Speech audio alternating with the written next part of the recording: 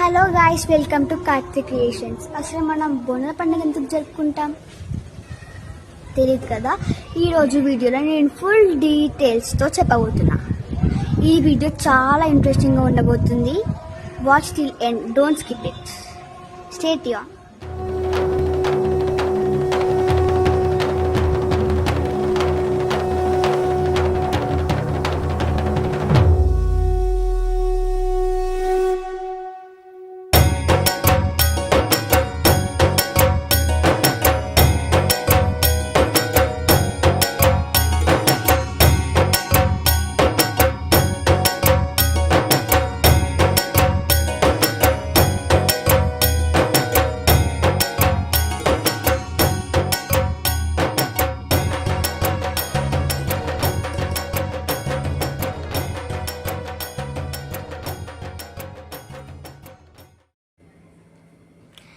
ఇప్పుడు కథ విందామా. అనగనగా సుమారు 200 సంవత్సరాల క్రితం హైదరాబాద్ పట్టణానికి ఓ మహమ్మారి చుట్టుముట్టింది. ముప్పు ఏమీ తెలియని ప్రజలు భయంతో ఉన్నారు. వ్యాధి రోజురోజుకు వ్యాపిస్తూనే ఉంది.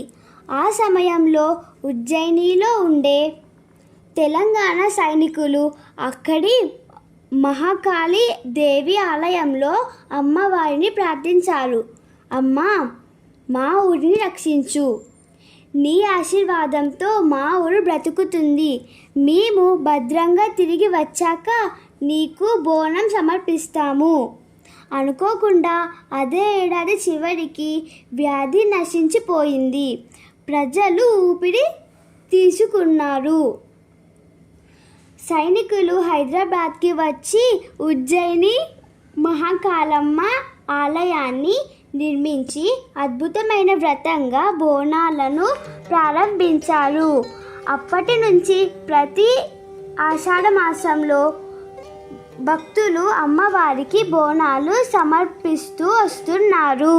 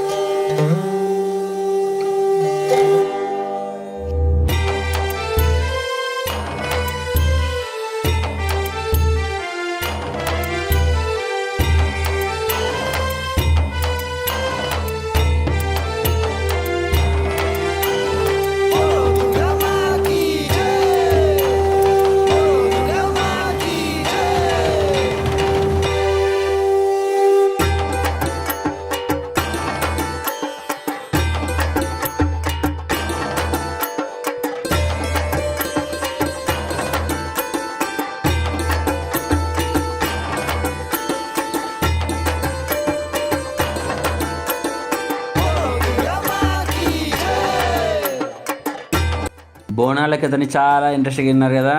ఇప్పుడు మనం ఏం చేద్దామంటే అసలు బోనాలలో శాస్త్రీయ కారణాలు ఏందో చూద్దాం. ఇప్పుడు ఆషాఢ మాసంలో బోనాలు వస్తాయి. ఇది ఆషాఢ మాసాన్ని వ్యాధుల కాలం అని కూడా అంటారు. జూన్ జూలై నెలల్లో ఈ ఆషాఢ మాస సమయంలో వర్షాలు మొదలవుతాయి. ఫస్ట్ వర్షాల వల్ల మట్టి తడిసిపోతుంది. చెత్తలో మలినాలు పెరిగి వైరస్ బ్యాక్టీరియాలు వ్యాధులు విపరీతంగా వ్యాపించడానికి అవకాశం ఉంటుంది. కరెక్ట్ కదా. ఇలాంటి సమయంలో ఆరోగ్యకరమైన జీవనశైలి, శుభ్రత, ఆత్మవిశ్వాసం చాలా అవసరం. ఇకపోతే మన బోనంలో ఏమేమి వేస్తారు, దానివల్ల ఉపయోగం ఏందో చూద్దాం. ఫస్ట్ అన్నం వేస్తాం. అన్నం వల్ల మనకి శక్తి వస్తుంది. రెండవది పెరుగు మన జీర్ణాశయ వ్యవస్థని బాగుపరుస్తుంది. ఇకపోతే బెల్లం రక్తాన్ని మంచి చేస్తుంది. నిమ్మ ఆకులు, ఇప్పుడు నిమ్మ ఆకులు అంటే వేపాకులు ఎందుకు, క్రిమినాశక గుణాలు ఉంటాయి దాంట్లో. సో ఇంకొకటి ఏంటి, దీపం వెలిగిస్తారు. అది శుద్ధతకు చిహ్నం, అది మనందరికీ తెలిసిందే. ఇకపోతే ఆ బోనాన్ని ఎత్తుకునే మహిళలు ఎవరైతే ఉంటారో ఆ స్త్రీలు బోనం తలపైన పెట్టుకొని చాలా దూరం నడుస్తారు. ఇది శారీరక వ్యాయామం కోసం పనికొస్తుంది. ప్లస్ ఇక్కడ ఏంటంటే ఎక్కువ శాతం మనం పసుపు ఉపయోగిస్తాం, కాళ్ళకు రాసుకుంటారు. ప్లస్ పోతురాజులు వచ్చినప్పుడు కానీ ఎవరైనా బోనాలు తీసుకెళ్తున్నప్పుడు కానీ ఆ పసుపు నీళ్ళతో కాళ్ళు కడుగుతారు, మామూలు నీళ్ళతో కూడా కాళ్ళు కడుగుతారు. సో ఇది చాలా శుభ్రతకి చిహ్నంగా మన వాళ్ళు భావిస్తారు. ఇకపోతే పోతరాజులు డప్పు ధ్వని తరంగాలు. ఈ డప్పు శబ్దం నృత్యాలు ఒక రకమైన ధ్వని తరంగాలకు రూపం. కొన్ని శాస్త్రీయ సిద్ధాంతాల ప్రకారం ఈ తరంగాలు చుట్టుపక్కల ఉన్న వైరస్ మరియు క్రిములపై ప్రతికూల ప్రభావం చూపుతాయని నమ్మకం ఉంటుంది. సో ఇకపోతే బోనాలు అసలు ఎందుకు చేస్తారనేది మీరు క్లియర్గా మీకు అర్థమైనట్టుంది.